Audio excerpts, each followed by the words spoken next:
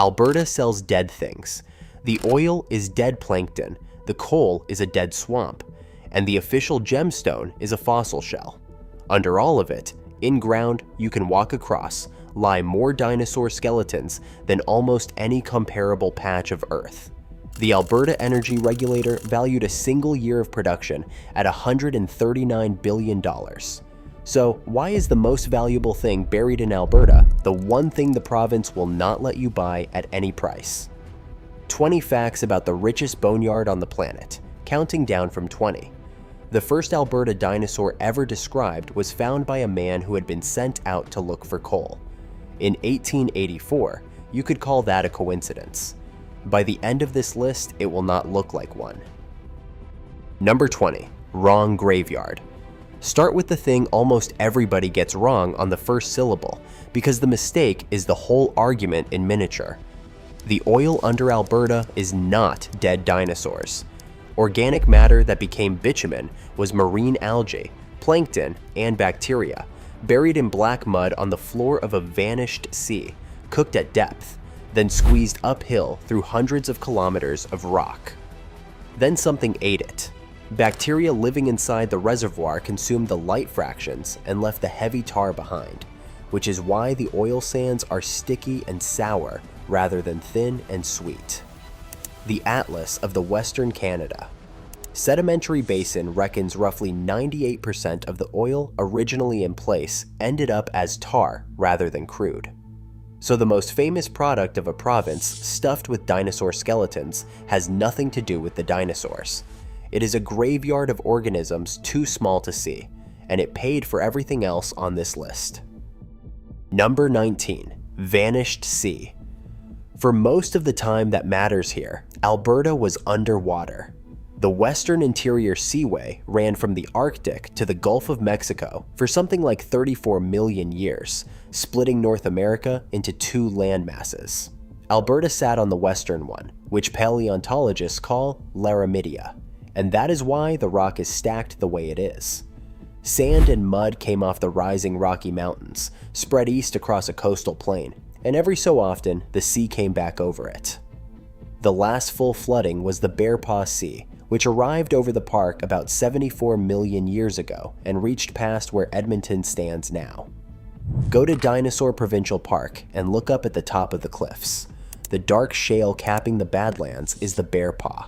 That sea is lying directly on top of the dinosaur beds, which is the order it happened in. Number 18. Coal Prospector. Joseph Burr Tyrrell was 25 years old and working for the Geological Survey of Canada, charged with mapping the prairie between the Bow and the Battle Rivers and finding coal in it. On the 9th of June 1884, along Knee Hills Creek near the Red Deer River, he walked into the skull of a large meat-eating dinosaur. The museum that carries his name gives the date as the 12th of August, which is a rare thing, an institution disagreeing with the peer-reviewed literature about its own founding story. That same history calls him 26, which is arithmetic rather than fact. He was born in November and did not turn 26 for 5 more months. In 1905, Henry Fairfield Osborn named the animal Albertosaurus sarcophagus after a province that had existed for a matter of months, in the same paper in which he named Tyrannosaurus rex. Number 17. Freight cars. What Tyrrell started, others industrialized. From 1910, Barnum Brown of the American Museum of Natural History worked the Red Deer River from a flat-bottom scow he named the Mary Jane, floating downstream, tying up beneath whatever cliff looked promising and quarrying it. The Geological Survey of Canada, alarmed at the outflow, hired Charles Sternberg and his sons in 1912 to compete. Both crews were reportedly friendly, visiting each other's camps, which is a strange detail in what is now called the Great Canadian Dinosaur Rush. There is no reliable total for how much left the country. What there is instead is a figure that circulates in accounts of the period, that within 5 years the American Museum alone shipped out enough Alberta bone to fill 3.5 freight cars. Those specimens are still in New York, and no Canadian court can reach them. Number 16. 50 species. Dinosaur Provincial Park was inscribed by UNESCO in October of 1979. 7,825 hectares of eroded coulee along the Red Deer River. How many dinosaur species have come out of it depends entirely on who you ask. UNESCO's own page says about 35 species in one paragraph, and more than 44 in the next. Alberta Parks says over 50. The Geological Heritage Assessment, citing the specialist literature, says 51. Wikipedia says 58, and that figure is now quoted in a great many places that never checked it. What everyone agrees on is the export. More than 30 museums around the world hold Alberta dinosaurs from this one park, and almost all of them collected before 1978, which is to say, before it was illegal. Number 15. Crown property. That outflow is the reason for the law that governs everything now. Alberta passed its Historical Resources Act in 1973, and on the 5th of July 1978, it added paleontological resources to the list. Section 32 states that the property in all paleontological resources within Alberta is vested in the Crown. There is no private land exception. If a hadrosaur skull weathers out of a coulee on a farm your family has held for 4 generations, the skull is not yours. You may be allowed to keep it, but only as a custodian, and the province remains the owner in perpetuity. Selling it, altering it, or taking it out of Alberta needs written ministerial permission. The maximum penalty in the version of the act available publicly is a $50,000 fine, a year in prison, or both. If the story ended with that law, Alberta would be a province with strict rules and nothing more. Number 14. 4 exceptions. The list of things the Crown will let go of has exactly 4 entries. Ammonite shell, including everything the gem trade makes out of it, oyster shell, petrified wood, and fossil leaf impressions. Everything else, every tooth, every vertebra, every skeleton, stays provincial property forever. One door is left open, and it is narrow. Material collected before 1978 was grandfathered, and if you go looking online for Alberta dinosaur teeth for sale, you will find American dealers offering them under an Alberta Disposition Certificate number. Petrified wood has been the official stone of Alberta since 1977. Ammonite has been the official gemstone since April of 2022. Look it up and you will find 2004 quoted all over the internet, including by a museum in Lethbridge, which attributes it to a provincial designation that appears nowhere in Alberta's own emblem record. There is also a gap in the emblem list. A province holding one of the great dinosaur records on Earth has never named an official fossil. Number 13. Borderline. Gorgosaurus libratus is the signature tyrannosaur of Dinosaur Provincial Park, a more lightly built animal than its famous cousin. In July of 2022, Sotheby's in New York sold one for $6.1 million. It came out of the Judith River Formation in Montana, the same coastal plain, the same age, the same animal, dug from the southern continuation of the same rock. The difference is a treaty line agreed in 1818. In May of 2020, the Montana Supreme Court ruled in Murray against BEJ Minerals that dinosaur fossils are not minerals, and therefore belong to whoever owns the surface. So, an American rancher owns the tyrannosaur under the wheat and can auction it. An Alberta rancher standing on the same rock a few hours' drive north owns nothing, and selling it is a criminal offense. If you are wondering how the same bone can be a property right and a crime, so is everyone else. Number 12. Auction ceiling. The market that Alberta has locked itself out of has been climbing steeply. Sioux, the Tyrannosaurus from South Dakota, went for $8.36 million at Sotheby's in 1997, and that was treated as an aberration. Stan made $31.8 million at Christie's in 2020, and now stands in a museum in Abu Dhabi. A stegosaur called Apex made $44.6 million in July of 2024, against a high estimate of $6 million. Then, in July of 2026, a Tyrannosaurus called Gus hammered at $43 million and closed at $50.1 million with the premium. That is the highest price ever paid for a fossil, and the kind of number that makes accountants cry. No Alberta dinosaur skeleton has ever come up in one of those rooms, and under current law, none ever will. Number 11. Deadbright. Alberta's gemstone is the shell of an animal that swam in that same Bear Paw Sea late in its life, about 70 million years ago, mostly two species of the ammonite Placentaceras. What makes ammonite worth cutting is not color in the ordinary sense.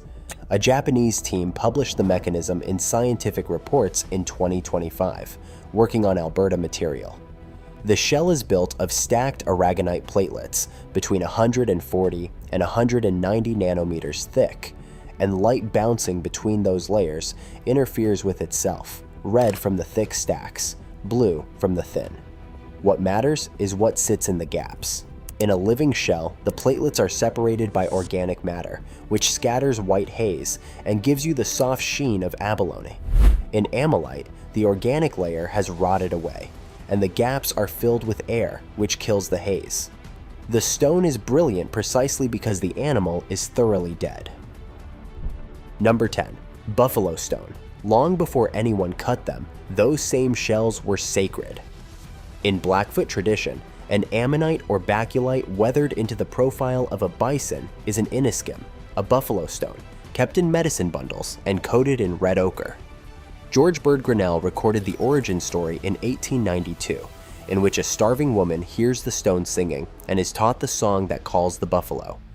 When researchers opened a Pecani bundle in 1960, they found 9 iniskim inside, 2 baculites, 4 Placentaceras, and acanthoscaphites, a Paleozoic coral, and a freshwater clamshell. Troy Knowlton, now chief of the Pecani Nation, was given a buffalo stone as a boy, lost it, and came back to them decades later. He has handed them out to graduating students, and in November of 2024, the commercial side changed hands. Buffalo Rock Mining, owned by Tracy and Beth Day. Chief of the Kainai Nation bought Korite, which means the world's dominant ammonite producer is now Kainai owned. Number 9. Stormkill. Why is Alberta's dinosaur record so absurdly dense?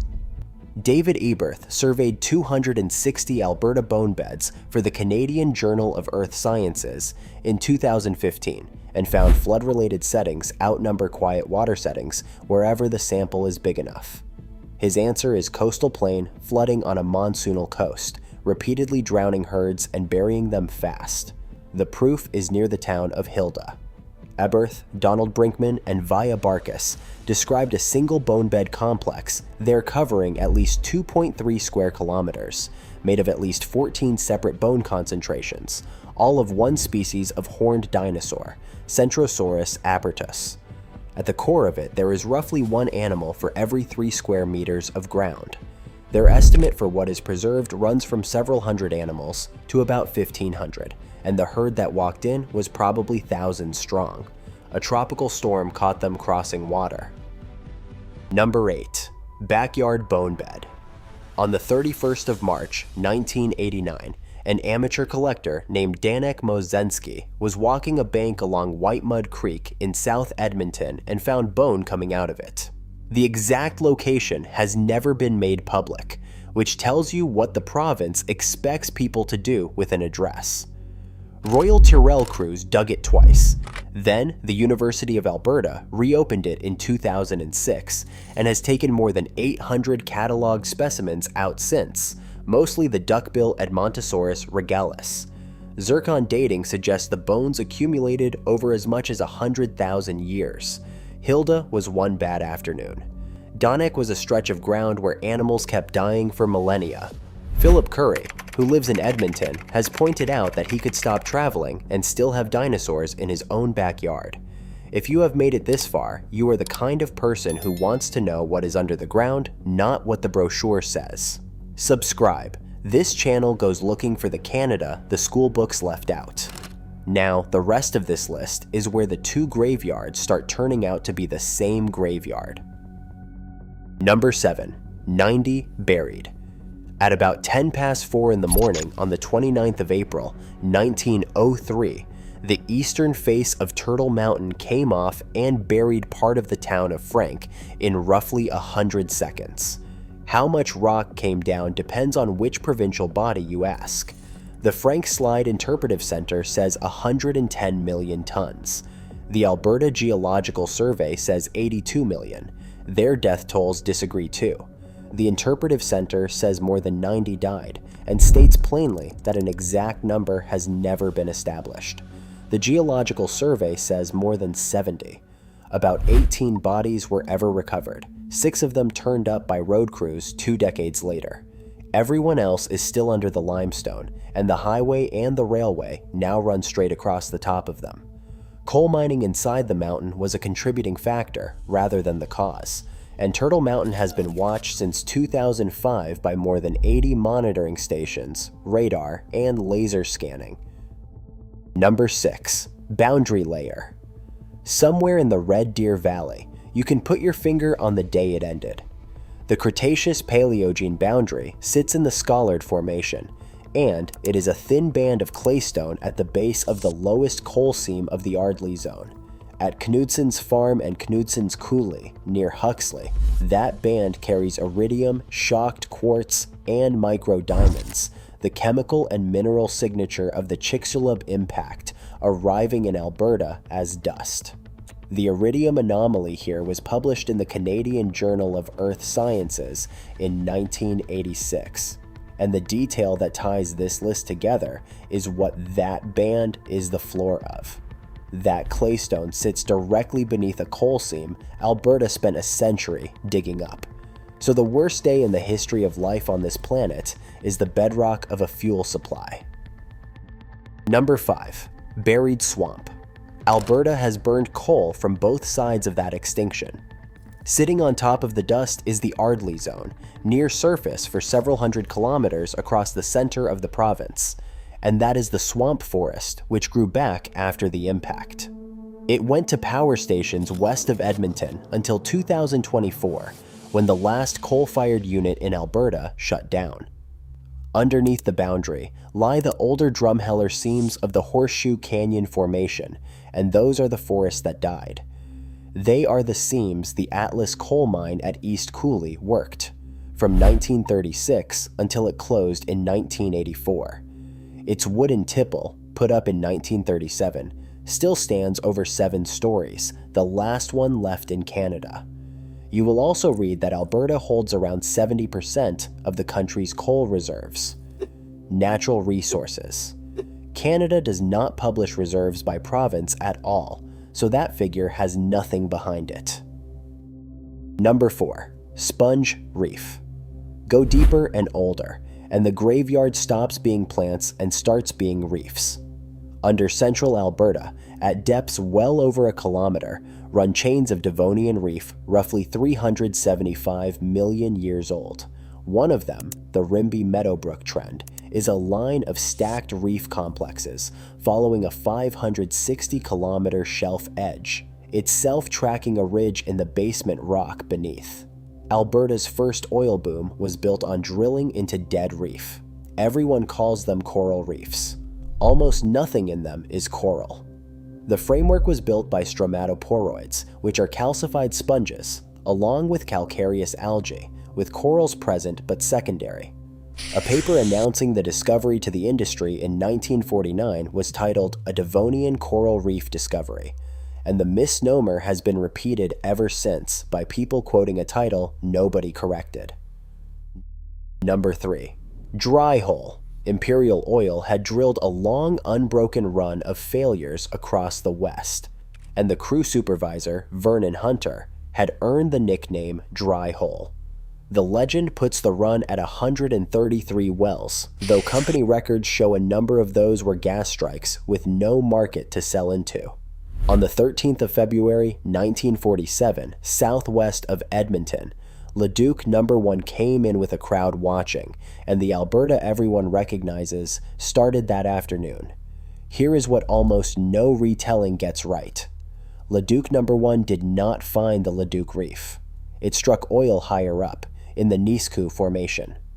The reef that made the province rich came in on Leduc #2 on the 21st of May the same year. It was deeper, about 2.5 kilometers away, and in a well that had already been written off once.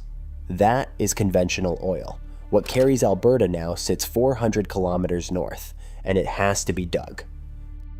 Number 2. Shovel find. On the 21st of March, 2011, a shovel operator named Sean Funk was stripping waste rock at Suncor's Millennium Mine, north of Fort McMurray, when his bucket hit something far harder than overburden. He had struck an armored dinosaur, about 110 million years old, preserved in 3 dimensions with the skin and the armor still in position. It was lying in marine sediment because the carcass had washed out to sea, floated for a while, and sunk upside down. Mark Mitchell spent more than 7,000 hours over 5.5 years getting it out of the stone, and when it was named in 2017, it became Borealopelta Mark Michelli, after him. Its last meal was still inside it, mostly fern, with 6% charcoal, so it had been grazing regrowth after a forest fire and died in early summer. It came out of a bitumen mine. Number 1. Same rock. That is the whole thing, in one bucket. Both of Alberta's graveyards came up in the same shovel load, and the province treats them as opposites. The bitumen around that dinosaur is part of 157.6 billion barrels that the energy regulator counted as still in the ground at the end of 2023. That is the 4th largest oil holding in the world. Alberta lifts about 3.5 million barrels of raw bitumen a day out of it. The regulator's own tally puts royalties from the whole industry at something like $280 billion since 1947. The dinosaur that was lying inside it cannot be sold for $1 by anyone, ever. And Alberta does not even know which graveyard it is selling.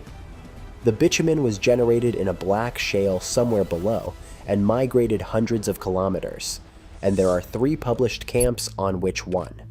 One says the Jurassic Gordondale. One says the older Exshaw.